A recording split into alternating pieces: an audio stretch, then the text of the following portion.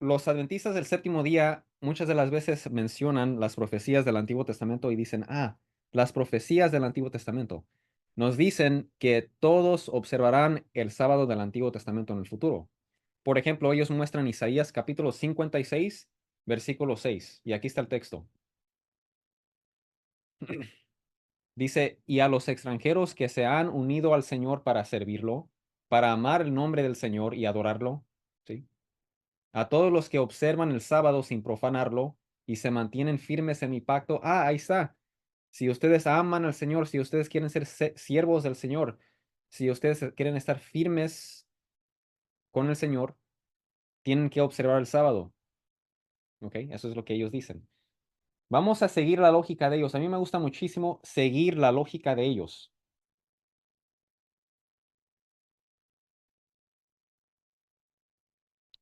Me gusta mucho seguir la lógica de ellos y eso es lo que debemos de hacer. Vamos a decirles, ok, está bien, vamos a seguir tu lógica. Voy a seguir tu lógica para ver a qué conclusión llegamos. Vamos a ver si llegamos a las doctrinas de los adventistas del séptimo día. Vamos a seguir leyendo con esa misma, con ese misma interpretación de los adventistas del séptimo día. Vamos a ver versículo 7.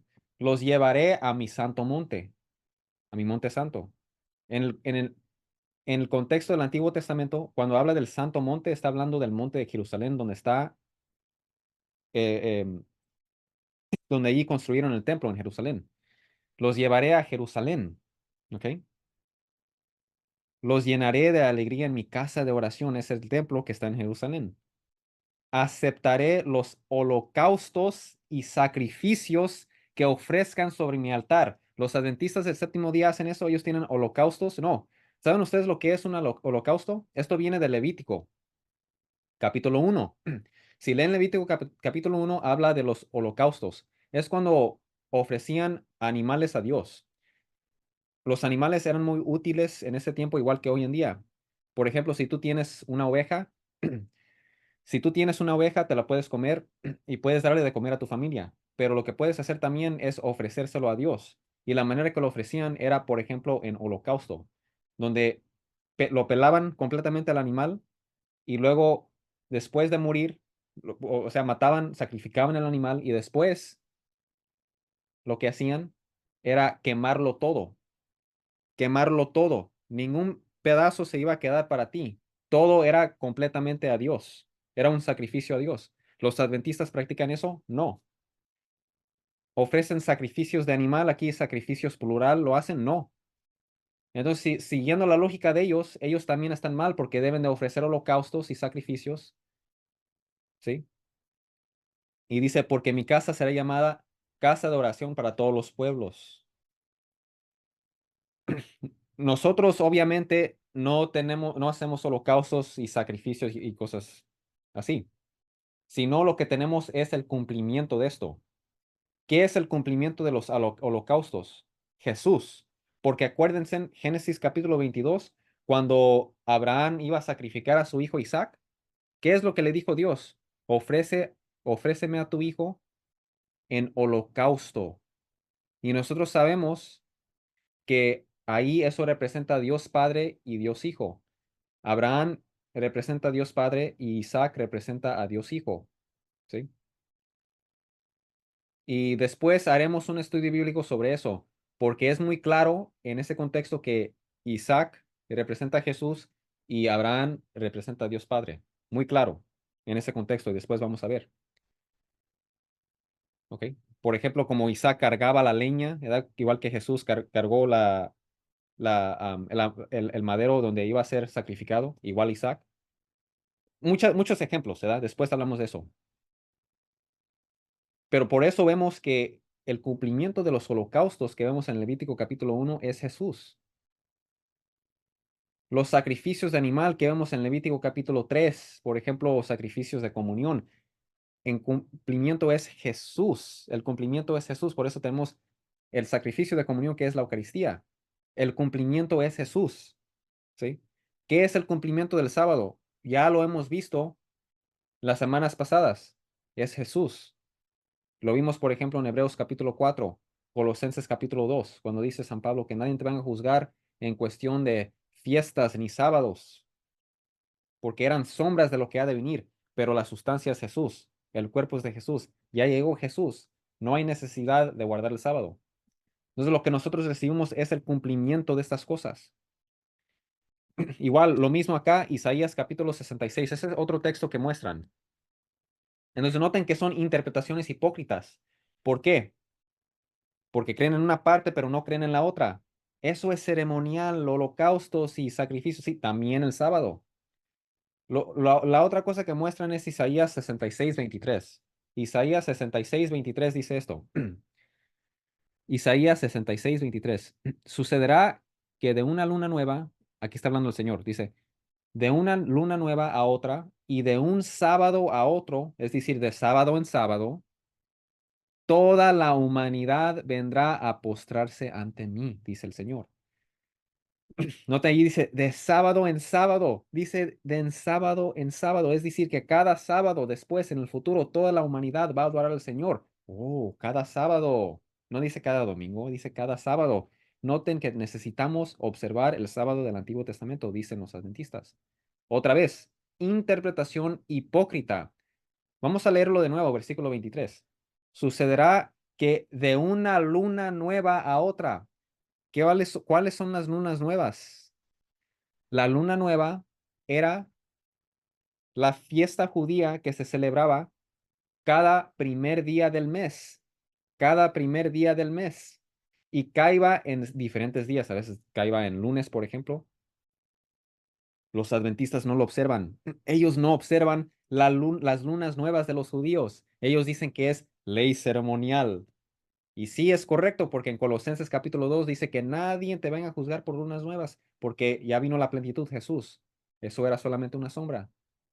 Pero también dice lo mismo con el sábado.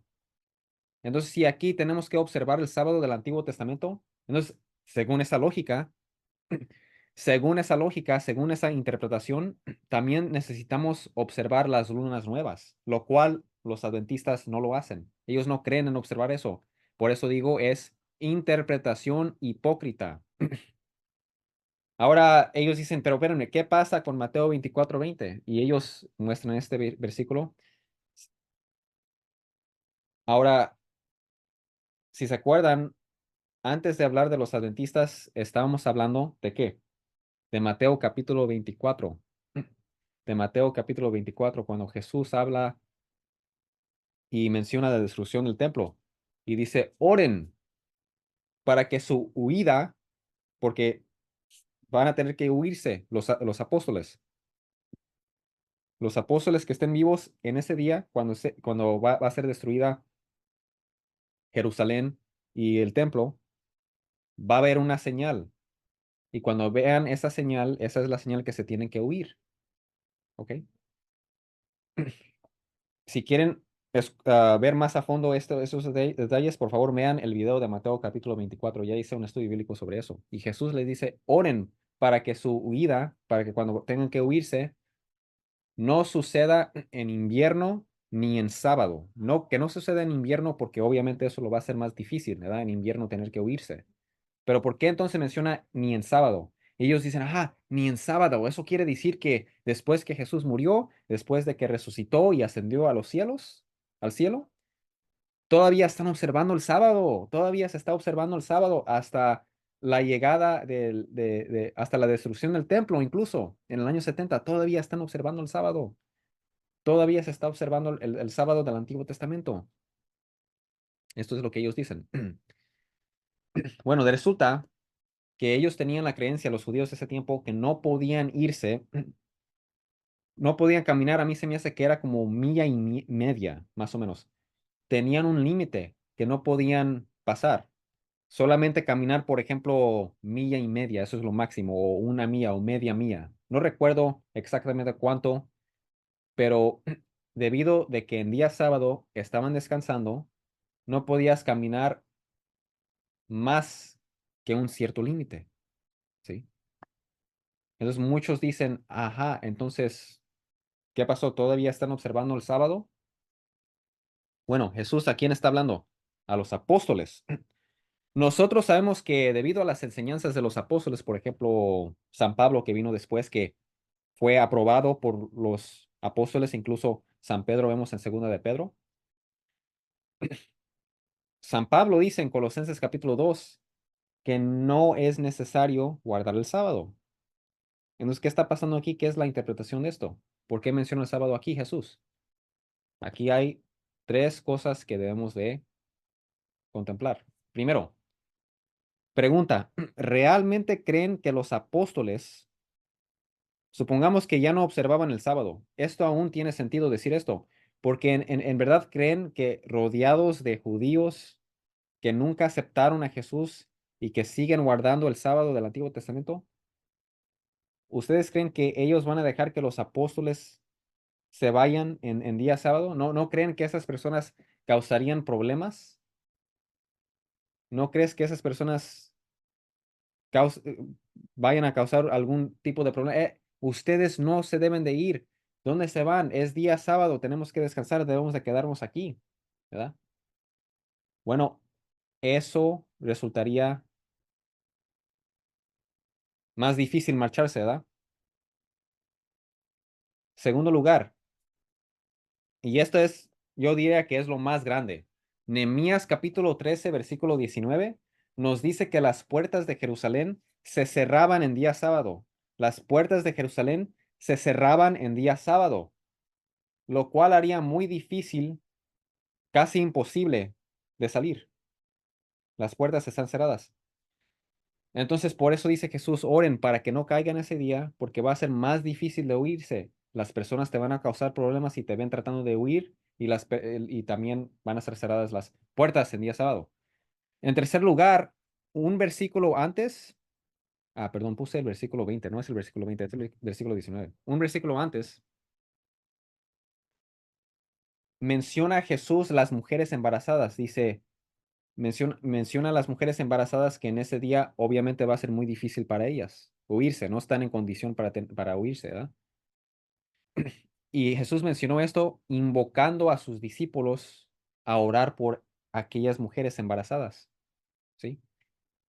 Ahora aquí Jesús los invita a orar por las personas que se sentirán obligadas a quedarse debido al sábado, ¿verdad? Las personas que debido al día sábado van a sentirse obligados, los judíos que siguen practicando el sábado, van a sentirse obligados de quedarse y por eso dice Jesús, ora por ellos, ora por ellos.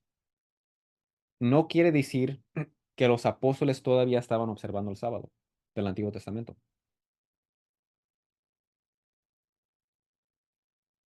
sino que haría las cosas más difíciles y también para que ellos oren por las personas que siguen guardándolo y que siguen con las prácticas judías, pues.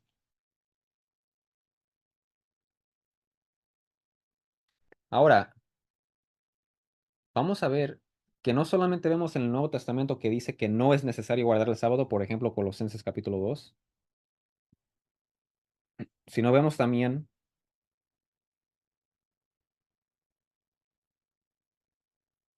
esto, y de hecho lo voy a mencionar después, ¿ok? Y esta es la otra cosa que dicen los adventistas. Ellos dicen, mira, Pablo en día sábado, él guardaba el sábado. Y eso es lo que ellos leen. Dicen, Hechos capítulo 17 dice, atravesando Anfípolis y Apolonia, Pablo y Silas llegaron a Tesalónica, donde había una sinagoga de los judíos. Como era su costumbre, Pablo entró en la sinagoga y 3 sábados seguidos discutió con ellos. Entonces cada sábado iba a la sinagoga a adorar a Dios. Esto quiere decir que él guardaba el sábado. No, no está hablando de guardar el sábado aquí. El versículo 1 dice que llegaba a sinagogas de los judíos. ¿Por qué está llegando con los judíos? Dice, como era su costumbre, Pablo entró en la sinagoga, entonces él llegaba a la sinagoga y ¿qué hacía? Discutió con ellos. Él llegaba en día sábado a la sinagoga con los judíos para predicarles, para que aceptaran a Jesús. Dice, basándose en las escrituras, explicaba y demostraba que era necesario que el Cristo, el Mesías, padeciera y resucitara. Decía, este Jesús que les anuncio es el Cristo. ¿Por qué iba? Para predicarles, para predicarles, porque ahí están todos los judíos reunidos y ahí está muy conveniente está allí también las escrituras. Hay que agarrar las escrituras del Antiguo Testamento, abrirlas y les voy a mostrar ahora que Jesús es el Mesías. Era para predicarles. Ahora pregunta, entonces, ¿cuándo se reunía para con los hermanos? Porque esto era para predicar a los judíos, para que aceptaran a Jesús. ¿Cuándo entonces se reunía con los hermanos cristianos? ¿Cuándo entonces se reunía con los hermanos cristianos? Vamos a ver que desde el primer siglo ellos de hecho se reunían en día domingo. Hechos capítulo 20 versículo 7. ¿Cuál es el día séptimo? Sábado. ¿Cuál es el día primero? Domingo. Bíblicamente hablando, bíblicamente. Dice, el primer día de la semana, o sea, domingo, nos reunimos para partir el pan. Se reunían para partir el pan, la Eucaristía. Jesús dijo en Mateo 26 26 y Lucas 22 19 al 20, a- agarró el pan y lo consagró, lo partió y dijo, este es mi cuerpo. Y la sangre también lo tomó y dijo, esta es mi sangre que será derramado por ustedes y por muchos, ¿verdad? La sangre de la nueva alianza. Y dice, hagan esto en conmemoración mía. ¿Qué es la adoración a Dios? Reunirnos y tener una persona con autoridad, como los apóstoles tenían la autoridad de hacer eso. Tenemos los sacerdotes, adorar a Dios por medio de la Eucaristía, esa consagración, el pan, el partir el pan. Está hablando de la adoración. ¿Se reunían para qué? Para la comunión, ¿ok? En el primer día de la semana, en día domingo.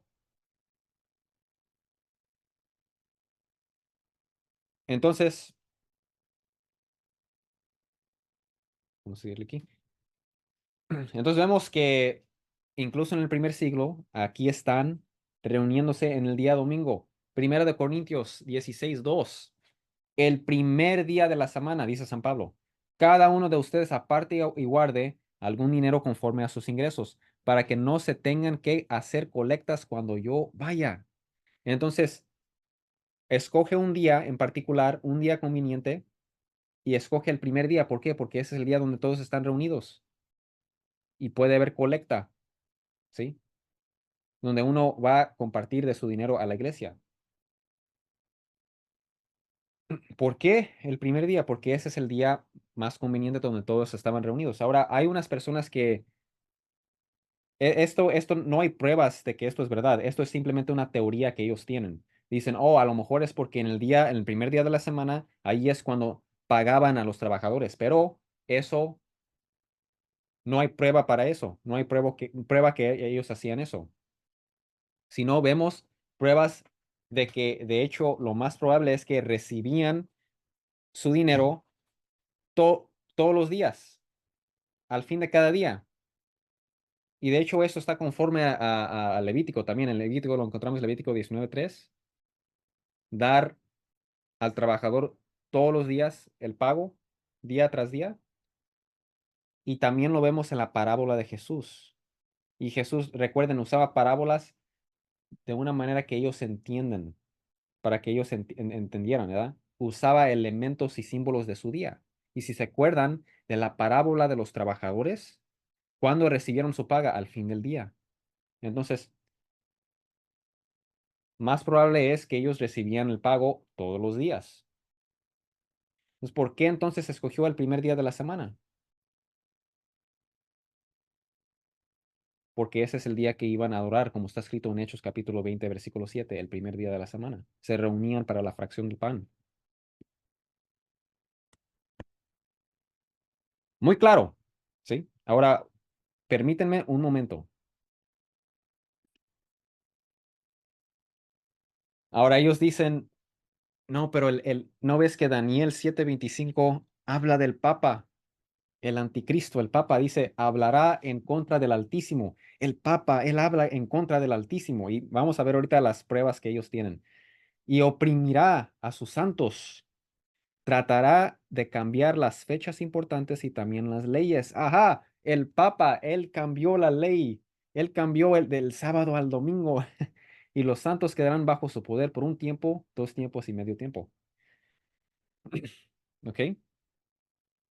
Eso es lo que ellos dicen, ¿sí?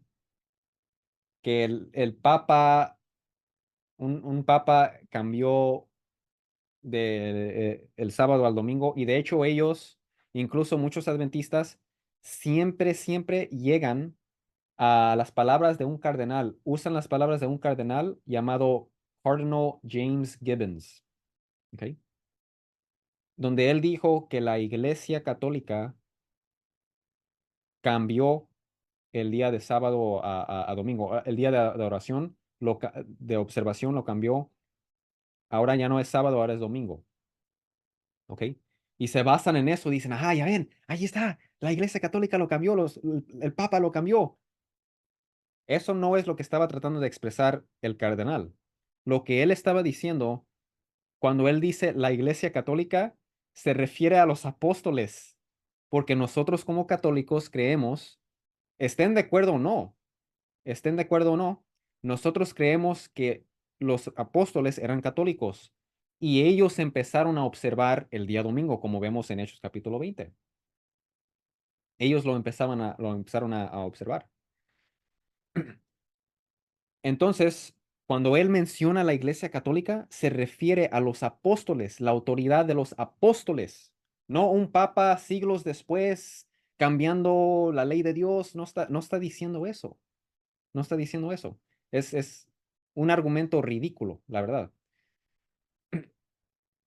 Y ahorita vamos a ver lo que dice el catecismo de la iglesia, porque con eso se les tapa la boca, lo que dice el catecismo, ¿ok? Entonces, está hablando de lo que hicieron los apóstoles, no está diciendo que un papa de siglos después o etcétera, como algunos argumentan que así sucedió, ¿sí?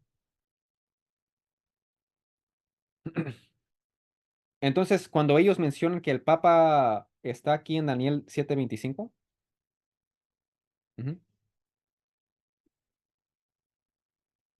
aquí está la respuesta. El papa no cambió el día del de culto. Cristo por medio de los apóstoles lo hizo. Y eso lo vemos en Hechos capítulo 20, 1 de Corintios 16. Por eso los apóstoles observaban el día domingo. Daniel 7:25 no es sobre el Papa.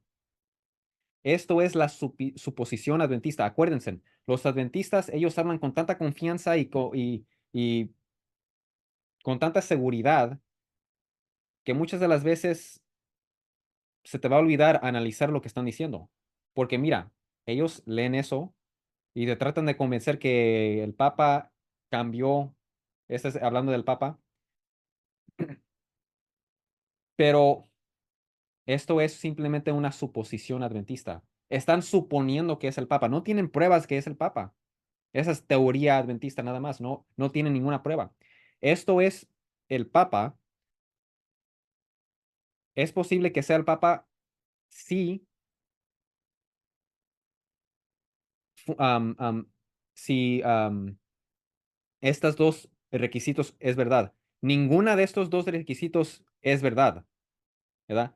Pero tienen que ser verdad para que esto sea sobre el Papa. Miren, aquí escribí, esta afirmación solo funciona si, número uno, el sábado del Antiguo Testamento es ley para los cristianos. No lo es, no lo es. Acabamos de hacer dos videos, dos sesiones, probando el hecho de que no es algo que los cristianos tenemos que observar. Entonces allí ya cayó, no puede ser el Papa. En segundo lugar, tienen que mostrar que el Papa sí lo cambió, lo cual no está en historia tampoco.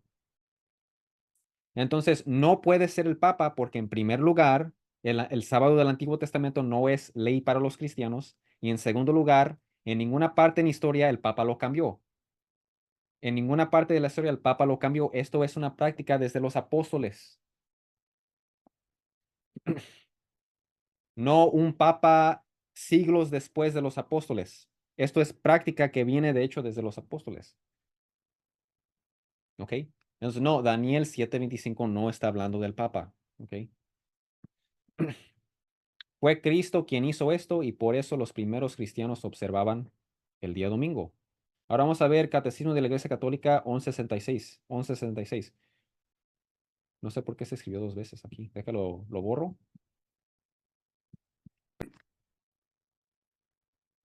Catecismo de la Iglesia Católica, párrafo 1176. Dice, la Iglesia, desde la tradición apostólica. Entonces, según el catecismo, ¿qué dice? Dice que esto viene desde los apóstoles, es una tradición apostólica que tiene su origen en el mismo día de la resurrección de Cristo. Es el día que Cristo resucitó. Celebra el misterio pascual cada 8 días, es decir, cada semana, en el día que se llama con razón Día del Señor o domingo, ¿sí? Porque eso es lo que significa la palabra domingo. Viene de la palabra latín dominicus, que quiere decir día del Señor. Es el día que resucitó Jesús. El día de la resurrección de Cristo es a la vez el primer día de la semana, ¿sí? Entonces, el punto aquí es que lo que firma el catecismo es que la iglesia lo recibió de la tradición apostólica, viene desde los apóstoles, no un papa siglos después de Cristo y de los apóstoles cambiando el día de observación. No, no, no.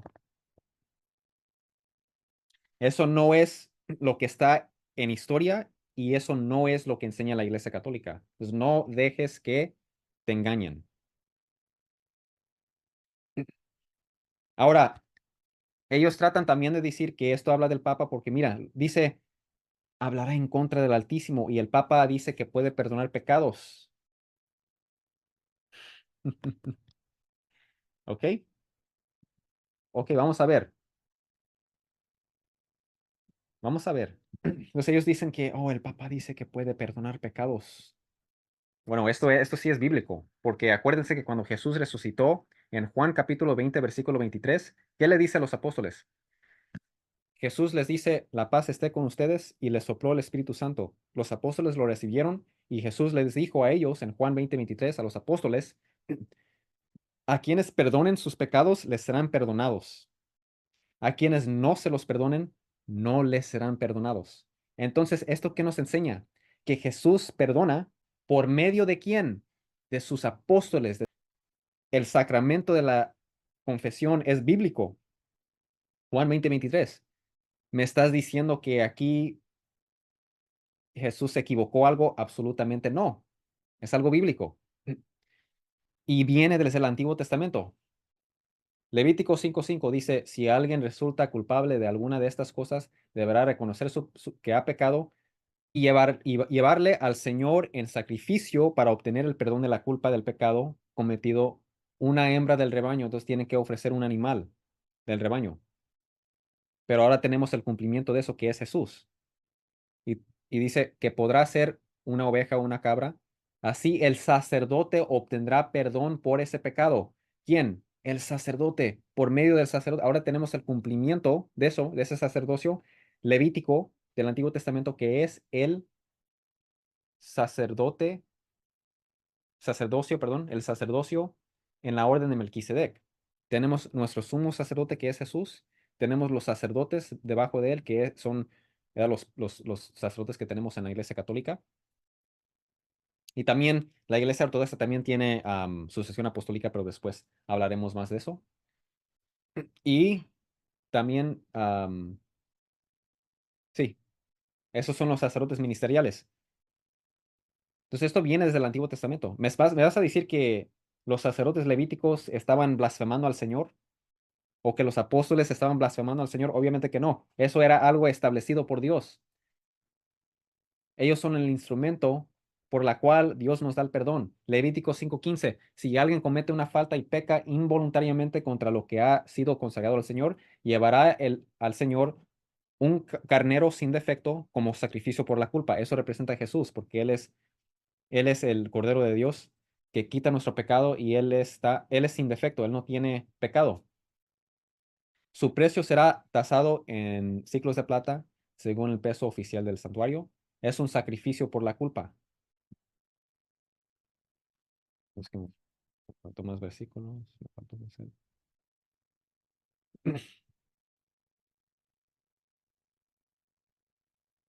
bueno, no, está bien, está bien. O sea, el punto, ¿qué es? El punto ahí es que am, Dios los está perdonando por medio de quién? Por medio de los sacerdotes, por medio del sacerdocio que Él estableció. Levítico 19:22. El sacerdote pedirá perdón ante el Señor por el pecado cometido. De este modo su pecado será perdonado. ¿Por medio de quién? Del sacerdote. Esto viene desde el Antiguo Testamento. Y tenemos ahora los sacerdotes a la orden de Melquisedec, como dice Hebreos capítulo 7. Tenemos el cumplimiento ahora. Y por eso nosotros como católicos nos confesamos, vamos al sacramento de la confesión.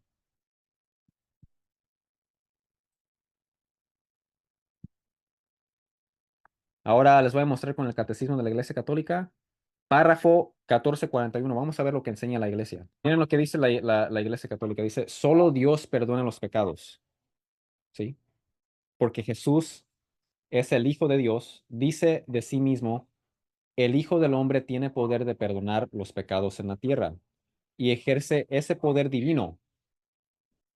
Más aún, en virtud de su autoridad divina, Jesús confiere este poder a los hombres, Juan 20, 21 al 23, para que lo ejerzan en su nombre. Para que lo ejerzan en su nombre. Es decir, Jesús nos está perdonando, pero es por medio de sus sacerdotes, ¿sí? Esto es bíblico,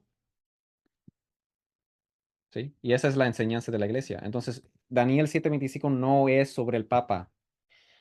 Si quieren versículos sobre el Papa en el Antiguo Testamento, vean por favor Isaías 22, versículos 21 al 23 y Primera de Crónicas 28, versículos 1 al 4. Y yo lo expliqué en el estudio bíblico sobre el papado. Entonces, por favor, miren ese video si no lo han visto.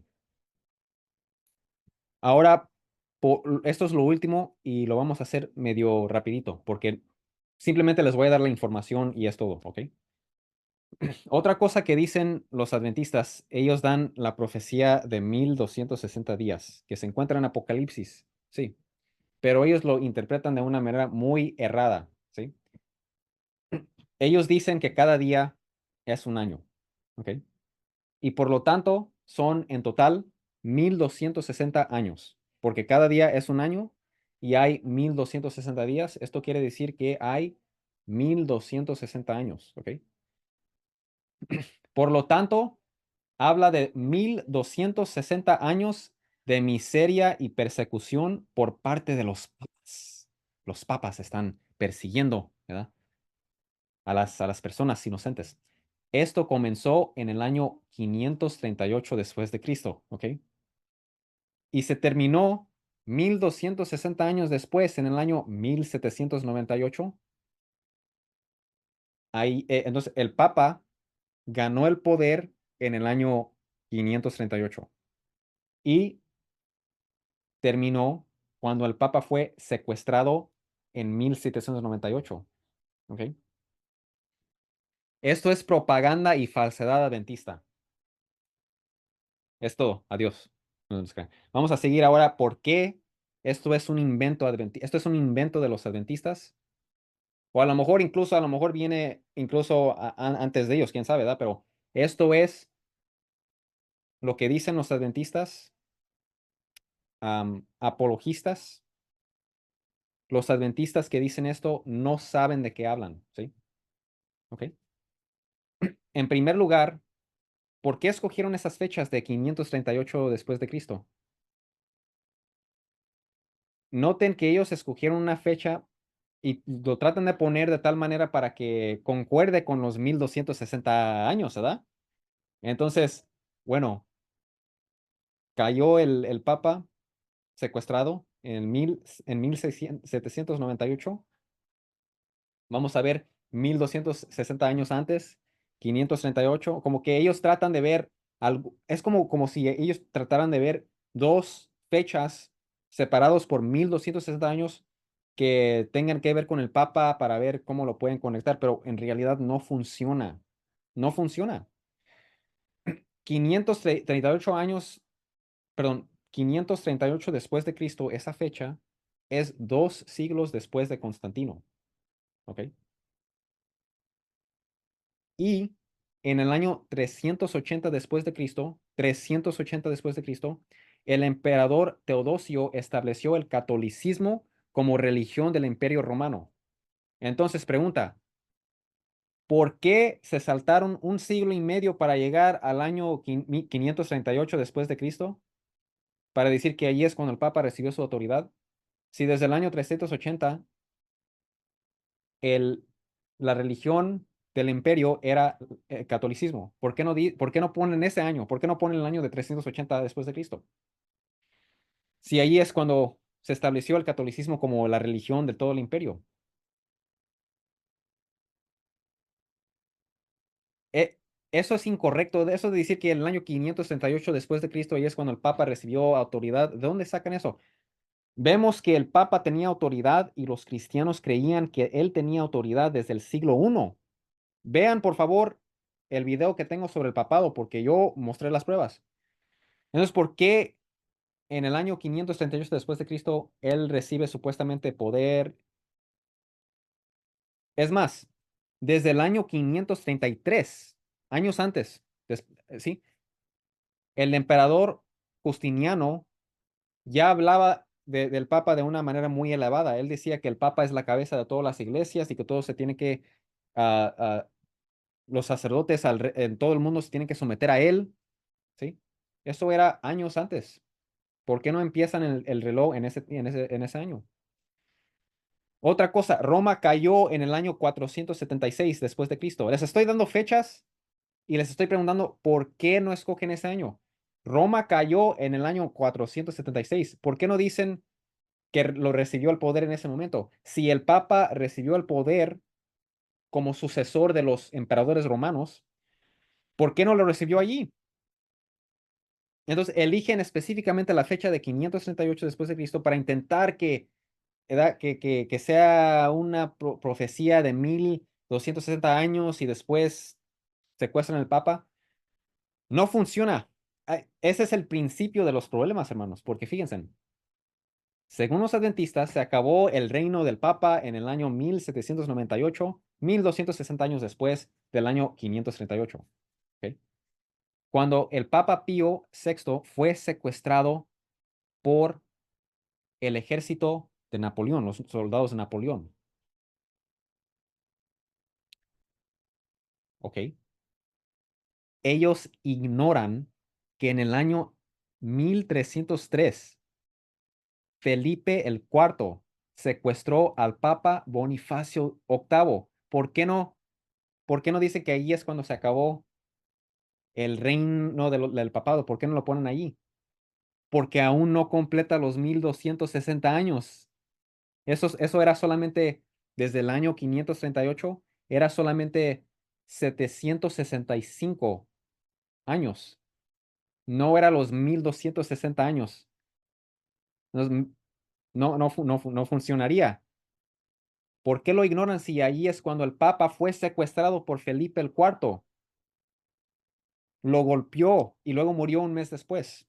Este ataque al papado fue tan grande que después de este ataque, el sede de la Iglesia Católica, el centro de la Iglesia Católica ya no era Roma por más de 6 décadas, 67 años. Ahora se movió a Francia, de modo que el sucesor del Papa Bonifacio octavo, Papa Clemente quinto, tuvo que vivir en Francia en lugar de Roma. Entonces, ¿por qué no ponen ese año como el año que sacó el reino? Porque aún no se acaba los 1260 años. Ven qué profecía tan ridícula. Profecía no es profecía, porque ignoran estos datos. ¿Por qué no hacen la profecía de 765 años y lo acaban allí? Porque no acaban a los 1260 años, hermanos. Entonces, ¿ven cómo no funciona? Ahora, peor todavía. Vamos a regresar a ese año de 1798, 1260 años después del supuesto 538 cuando el Papa recibió el poder. El Papa Pío sexto, ¿verdad? Él fue secuestrado por los soldados de Napoleón. Murió 6 semanas después y eligieron a su sucesor. Aquí el Papa Pío séptimo, quien recibió el cargo que perdió el Papa antes de él. El Papa Pío sexto, ¿sí? Lo que él perdió lo recibió el Papa Pío VII. De nuevo, aquí está la explicación. Aquí dice, aquí escribí, después de que Napoleón abdicó el trono y fue exiliado en el año 1814, los estados pontificios en Italia volvieron a la autoridad del Papa Pío VII. Entonces, ¿qué pasó ahí? ¿Recibió otra vez la autoridad del Papa o qué? Pensé que se acabó con los 1260 años. Esto que perdió el Papa anterior, lo recibe el sucesor. Entonces, ven como los adventistas no tienen ninguna profecía. Cuando ellos mencionan esta profecía, es algo ridículo, es erróneo, es completamente falso. No funciona según los datos. Y por último, esto es lo último que les voy a mencionar, ¿ok? Es más, sé que era mucho lo que expliqué allí. ¿Tienen alguna pregunta? Ahora, por último, ellos dicen, la Iglesia Católica cambió los mandamientos, ¿ok? Ellos dicen, la Iglesia Católica cambió los mandamientos. Y la razón que lo dicen es porque, miran, aquí está la lista de los 10 mandamientos según los adventistas. Primer mandamiento, no tendrás otros dioses delante de mí. Segundo mandamiento, no harás ninguna imagen o semejanza de lo que hay en el cielo, la tierra o el mar. Luego dice, no tomarás el nombre del Señor en vano. Cuarto mandamiento, acuérdate del día de reposo para santificarlo. Quinto mandamiento, honra a tu padre y a tu madre. Sexto mandamiento, no matarás, no cometerás adulterio, no robarás, no darás falso testimonio contra tu prójimo. Y el décimo es, no codiciarás. ¿Ok? No es que estén en desacuerdo con esta, porque en realidad es lo mismo. La sustancia es igual. ¿Ok? Pero en el oeste usamos este, ¿ok? Y también Martín Lutero, de hecho, Martín Lutero usó esta lista también, que ahorita les voy a mostrar. Martín Lutero lo usó en su catecismo pequeño, ¿ok? Y también hay anglicanos que lo hacen, ¿sí? ¿Ok? Entonces, vamos a ver a qué se refieren los adventistas del séptimo día. A lo que ellos se refieren es esto. Ellos dicen, mira aquí cómo lo ponen los católicos, no tendrás otros dioses delante de mí, ese es el primer mandamiento. Segundo mandamiento, no tomarás el nombre del Señor en vano. Se brincaron el segundo mandamiento y se brincaron al tercero. Están escondiendo este. No harás ninguna imagen o semejanza porque ellos son idólatras y ellos tienen estatuas. No, porque en primer lugar, el libro de Éxodo, capítulo 20, si lo leen el versículo 1 y 2, muy claro que está hablando a los israelitas, porque dice Dios, soy tu Dios que los saqué de Egipto. Está hablando a los israelitas. Dios los sacó de Egipto y en Egipto en ese tiempo era un pueblo pagano. Tenían el dios de la tierra, el dios de la luna, el dios del cielo, el dios del mar, el dios de la tierra. Todo eso tenían ellos. Entonces el punto aquí es que no te hagas otros dioses. No está hablando de cualquier imagen. Está hablando de hacer otros dioses. Un dios del sol o un dios de la luna, dios del mar, dios del sol, ¿sí? Dios del cielo, y así. Se refiere a la idolatría, a hacer otros dioses, no cualquier imagen. ¿Por qué? Porque literalmente 5 capítulos después, en Éxodo capítulo 25, Dios manda a Moisés crear dos imágenes, dos estatuas de ángeles encima de la arca de la alianza. Entonces, ¿Dios está contradiciendo? No, porque no está hablando aquí de cualquier imagen. No está hablando de imágenes sagrados, está hablando de ídolos, dioses falsos. ¿Entienden?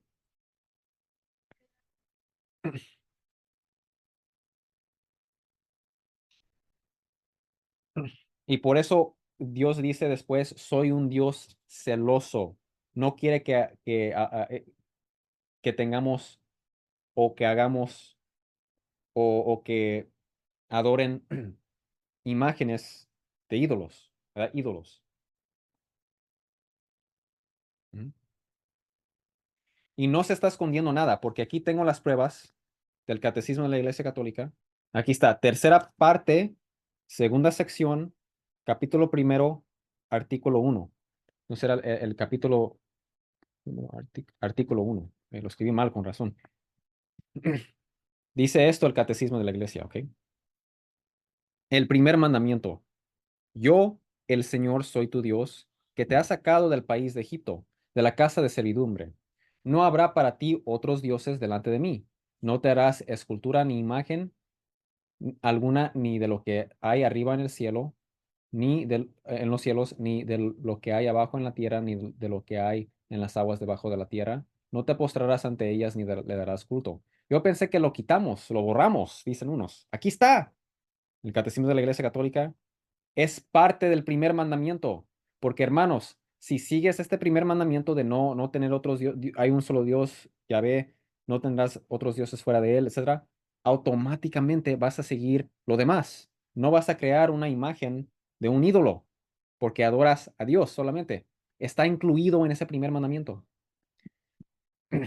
Cuando nosotros decimos primer mandamiento, no tendrás dioses fuera de mí, incluimos todo eso. Incluimos todo eso. Sí, incluimos todo eso. Entonces, los judíos hacen lo mismo, ¿sabían? El primer mandamiento para los judíos es esto. El primer mandamiento para los judíos rabínicos, ellos ponen en primero, yo soy el Señor tu Dios. El segundo mandamiento es, no tendrás otros dioses delante de mí, no te harás escultura, etcétera, etcétera. Esto lo tratan como un solo mandamiento. Y los protestantes, ellos lo hacen dos mandamientos. No habrá para ti otros dioses delante de mí, ese es uno, y no te harás escultura ni imagen alguna, etcétera. Ellos lo hacen en el segundo mandamiento. Entonces depende de la tradición. Si ustedes leen Éxodo capítulo 20, Deuteronomio capítulo 5, ninguna parte te va a decir, este es el primer mandamiento, este es el segundo mandamiento, este es el tercer mandamiento. No te da una lista así, numerada, no te lo da. Dependiendo de la tradición religiosa, si le preguntas a un judío rabínico, a un adventista, a un católico, te va a dar una lista diferente, pero la sustancia es igual, ¿sí? Si cuentan las veces que dice no te harás o no harás, vas a construir más mandamientos, porque mira, dice no te harás escultura ni imagen, ese es uno, no te postrarás, ese es el otro. Entonces, en realidad, hay por lo menos tres mandamientos si lo vas a contar de esa manera, porque dice no te harás y luego dice no te postrarás, ese es otro mandamiento. Entonces, los protestantes hacen lo mismo. Ellos lo cuentan como un solo mandamiento. No te harás y no te postrarás es un solo mandamiento. Ellos hacen lo mismo. Lo hacen un solo mandamiento. Bueno, nosotros hacemos lo mismo, pero con todo esto. Todo eso es un mandamiento. Es el mandamiento en contra de la idolatría. Adora un solo Dios, Yahvé, el Dios del Antiguo y del Nuevo Testamento. No tendrás otros dioses fuera de él. No adores ni te postres ni hagas ídolos. ¿Me entienden? Entonces eso es falso. Ahí está en el catecismo y está en nuestras Biblias también. No borramos nada. Y eso obviamente cambia el orden. No tomarás el nombre de Dios en vano. Aquí dice, recuerda el día del Señor. ¿Qué no dice en el Antiguo Testamento recordar el sábado? Sí, pero ese es en el Antiguo Testamento que era ley ceremonial según Colosenses 2 16 al 17. Nosotros tenemos la plenitud. Ahora que es Jesús, Él es el nuevo sábado y lo que Él estableció su iglesia con autoridad y nosotros guardamos el domingo recordando el día del Señor, el día que Él resucitó. Entonces, esto representa la plenitud. Tenemos la plenitud, no tenemos que guardar el sábado. Honra a tu padre y a tu madre.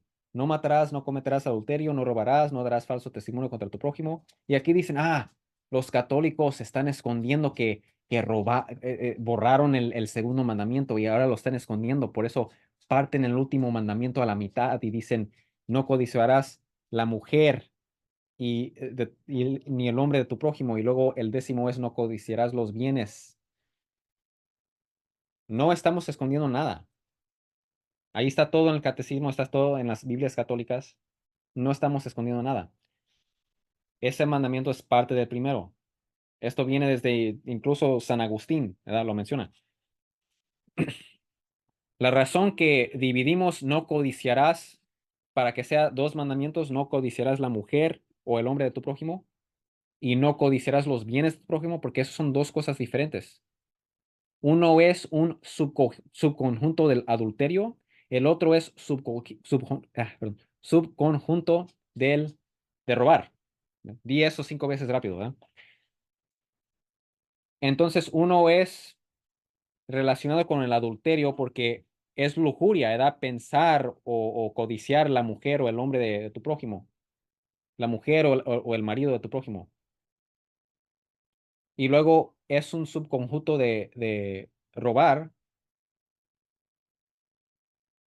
codiciar los bienes, ¿verdad? Querer la casa, querer el carro, los bienes, ¿verdad? De tu prójimo. Son dos cosas diferentes, ¿sí?